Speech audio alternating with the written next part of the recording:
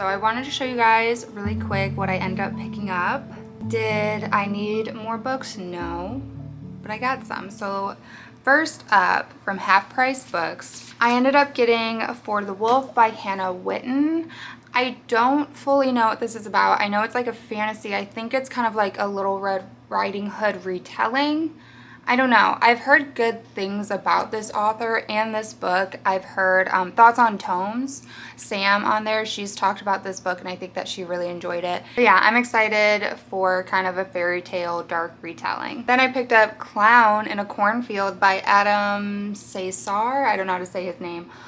This is a YA horror and I think it's like a slasher. I know Clown in a Cornfield 2 came out this past Halloween time or this year or something like that. So I was interested in checking this out. And since I was there, I decided to pick it up.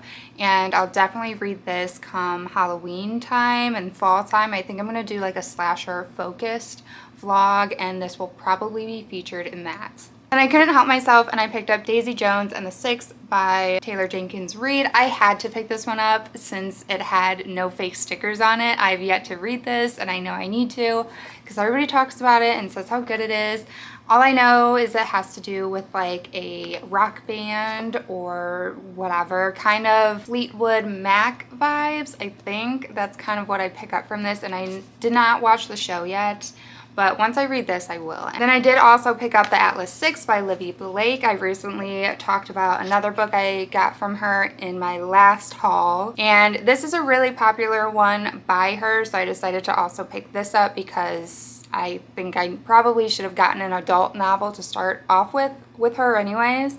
But all I know with this is it's kind of like dark academia vibes with magicians, and I think there's a competition for one of these magicians to, I think, maybe be in an elite group, something like that. And I think all of the characters are supposed to be pretty morally gray, somewhat unlikable, a little bit shady. So I'm excited. I haven't read too much dark academia, but I read Ninth House, which I know is kind of light on the academia side for people that typically read dark academia, but I enjoyed the parts of that I felt like were like the academia parts. So I'm excited to try another one. So these are the 4 that I picked up from Half Price Books. And then I also picked up 4 books from that little Lyanna's bookshop. The first one I ended up picking up was Gun Love by, who's this by? Jennifer Clement or Clement. So this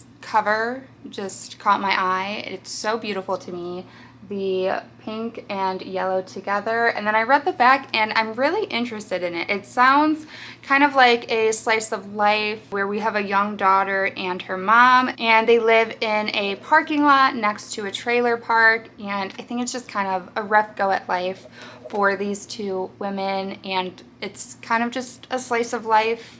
And I think it sounds really good. It sounds like it might kind of be a coming of age. I don't know. I have no idea what to expect with this. Oh, you know what? On the back it says fiction, coming of age. So yeah, it's like a coming of age story, slice of life situation. And I decided to pick it up. It was only $5.99, so it was really easy for me to talk myself into it. Another one that I got from the $5.99 bargain section was And I Do Not Forgive You by Amber Sparks.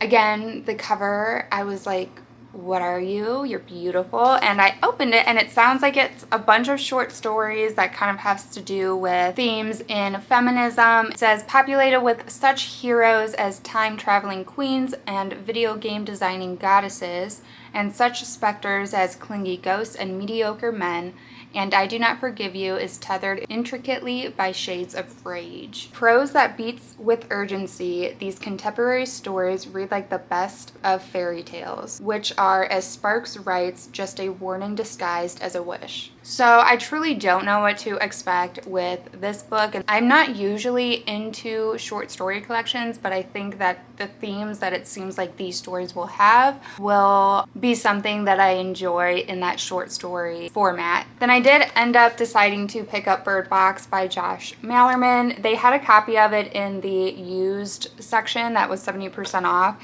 and it's in like perfect condition, so I thought, why not? I might try to save this and collect a couple more books from authors that I did not like the first book that I read of theirs, but I'm giving them a second chance kind of situation, because I've only ever read A House at the Bottom of the Lake by Josh Malerman, and I did not like that at all. You could see that in my June wrap-up video. I did not like that. So I'm like hesitant to pick this one up, but I think that this is one of his more popular ones, and A House at the Bottom of the Lake is known to be quite divisive. So yeah, I might give him another shot. We'll see, but I did pick this up. I did see the movie though, so I kind of know what to expect going into it, but I'm hoping that reading this story will be very atmospheric, and I haven't seen the movie for a very long time, so I don't really remember everything that goes on it. I know like the basis of the story, but who knows, this might take on a very different approach, so we'll see. And the last one that I picked up, which was also in the 70% off used section, is a hardcover of The Martian by Andy Weir. Now, I have to admit, I do actually already have a copy of this that I got before, but it is the copy that has the movie picture on it. So yeah, I hate when they do that, and I don't know why I bought it. I just really wanted to read it at that time. Still haven't read it, but then I saw this, and I definitely wanted to get a copy with this beautiful, more original cover. I don't really know what this has to do with, other than like space. I don't even know. I didn't see the movie either. I don't really typically do science fiction, but I did read Project Hail Mary by Andy Weir, and I really liked that. I was super surprised how much I liked that story, so I wanted to try another one from him, so I figured this was a good one to pick up. So those are all the ones that I picked up from Lyanna's bookstore. That is going to be everything for me today. Let me know what you think of the books I picked up. If you saw any books in all the footage that you would have picked up, or that I should have picked up that I totally missed out on, let me know in the comments down below. As always, thank you so much for taking some of your time and spending it with me while I shop for and talk about books. If you haven't yet, please give the video a like, subscribe for future content, turn on the bell notification, all the fun YouTube things that help your girl out, and I will catch you guys in the next video. Bye!